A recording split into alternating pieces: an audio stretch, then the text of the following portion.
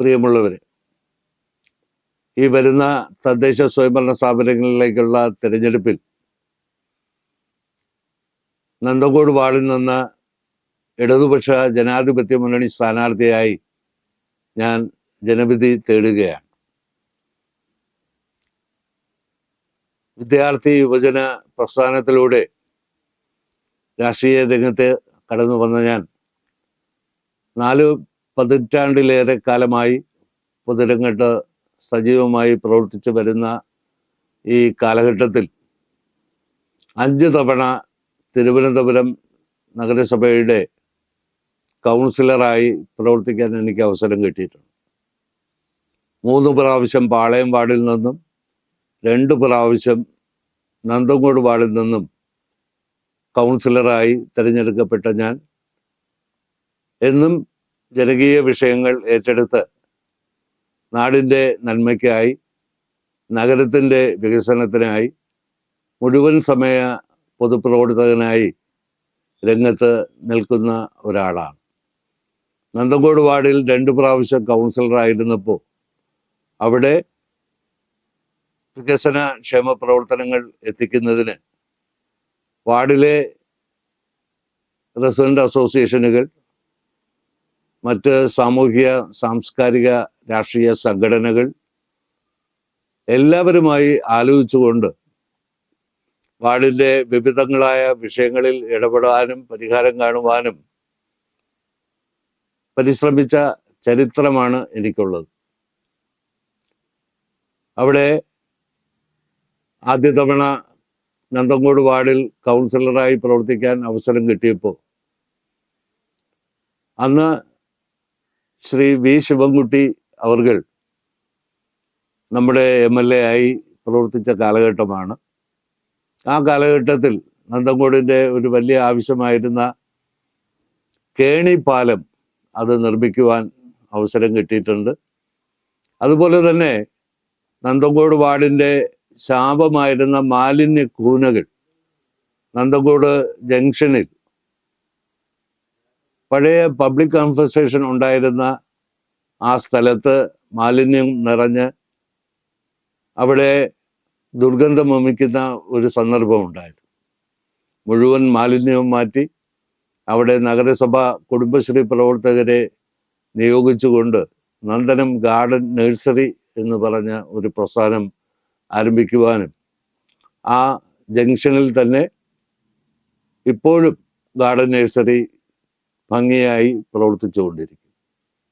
അതുപോലെ തന്നെ കനകനഗർ ഭാഗത്തേക്ക് പ്രവേശിക്കുന്ന സ്ഥലത്ത് മാലിന്യ കൂമ്പാരം ഉണ്ടായിരുന്ന ആ സ്ഥലം വൃത്തിയാക്കി മാലിന്യം നീക്കി അവിടെ ഒരു പൂന്തോട്ടം നിർമ്മിക്കുവാൻ ആ കാലയളവിൽ കഴിഞ്ഞു.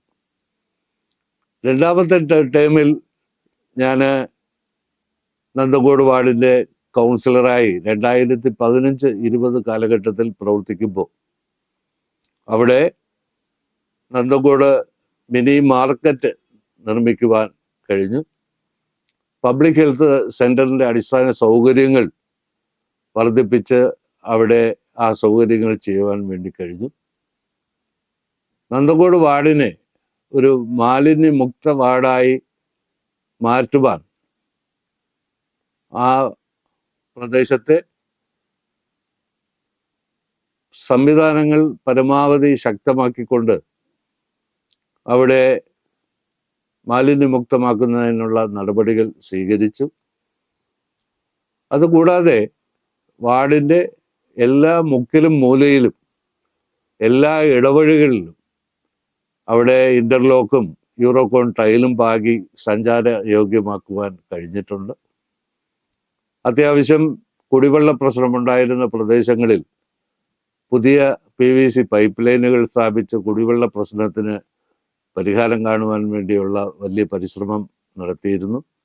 അതുപോലെ തെരുവിളക്കുകൾ ആവശ്യമായി വന്ന പ്രദേശങ്ങളിലെല്ലാം, അവിടെ ജനങ്ങൾ ആവശ്യപ്പെട്ട സ്ഥലങ്ങളിലെല്ലാം, രാജീവ് നഗർ അടക്കമുള്ള സ്ഥലങ്ങളിൽ അവിടെ സ്ട്രീറ്റ് ലൈറ്റ് സ്ഥാപിക്കുവാൻ വിട്ടുപോയിട്ടുള്ള ലൈറ്റ് ആവശ്യമുള്ള സ്ഥലങ്ങളിലെല്ലാം ആ കാലയളവിൽ ചെയ്യുവാനും വേണ്ടി കഴിഞ്ഞിട്ടുണ്ട്. ചാറാച്ചിറ കുളത്തിൻ്റെ നവീകരണ പ്രവർത്തനങ്ങൾ 2015-20 കാലഘട്ടത്തിൽ ആരംഭിച്ചപ്പോൾ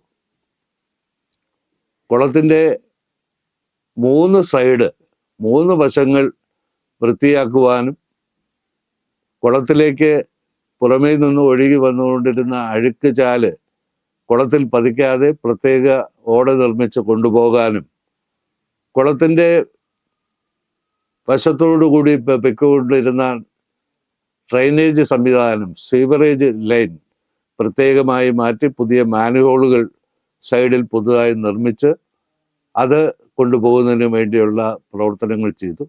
എല്ലാ റോഡുകളും സഞ്ചാരയോഗ്യമാക്കി റീടാർ ചെയ്യാനും കോൺക്രീറ്റ് ചെയ്യാനും ഒക്കെ ഇവിടെ ഉണ്ടായിരുന്ന സമയത്ത് പ്രവർത്തിച്ചിട്ടുണ്ട്. പാവപ്പെട്ട ആളുകൾക്ക് വീട് വെച്ച് നൽകുവാനുള്ള പ്രവർത്തനങ്ങൾ ചെയ്തു. നിരവധി സാധുക്കൾക്ക് മെഡിക്കൽ ക്യാമ്പും അതുപോലെ നിർധനരായിട്ടുള്ള രോഗികൾക്ക് മറ്റ് സംഘടനകളുടെ സഹായം ലഭ്യമാക്കിക്കൊണ്ട് അവർക്ക് ആശ്വാസം പകരുവാനും ഈ കാലയളവിൽ പരിശ്രമിച്ചിട്ടുണ്ട്. തുടർന്ന് പാളയം വാർഡിൽ കൗൺസിലറായി 2020 പ്രവർത്തിക്കാൻ അവസരം കിട്ടി. അവിടെയും നിരവധിയായിട്ടുള്ള വികസന ക്ഷേമ പ്രവർത്തനങ്ങൾ നടത്തിക്കൊണ്ടാണ് ഇപ്പോൾ നന്തങ്കോട് വാർഡിൽ 3ാമതായി വീണ്ടും മത്സരിക്കുവാൻ എത്തുന്നത്. എല്ലാ ജനാധിപത്യ വിശ്വാസികളുടെയും ആത്മാർത്ഥമായിട്ടുള്ള പിന്തുണയും സഹകരണവും ഉണ്ടാകണം. എല്ലാവരുടെയും ആത്മാർത്ഥമായ സ്നേഹവും പ്രതീക്ഷിച്ചുകൊണ്ട് എൻ്റെ തിരഞ്ഞെടുപ്പ് ചിഹ്നമായ കായ്ഫലമുള്ള തെങ്ങടയാളത്തിൽ വോട്ട് രേഖപ്പെടുത്തി വൻപിച്ച ഭൂരിപക്ഷത്തിൽ വിജയിപ്പിച്ച് ഈ നാടിൻ്റെ പ്രവർത്തനങ്ങളിൽ സജീവമായി ഇടപെടുന്ന ഒരു ജനപ്രതിനിധിയായി തിരഞ്ഞെടുക്കണമെന്ന് വളരെ വിനയത്തോടു കൂടി അഭ്യർത്ഥിച്ചുകൊണ്ട് നിർത്തുന്നു. നന്ദി, നമസ്കാരം.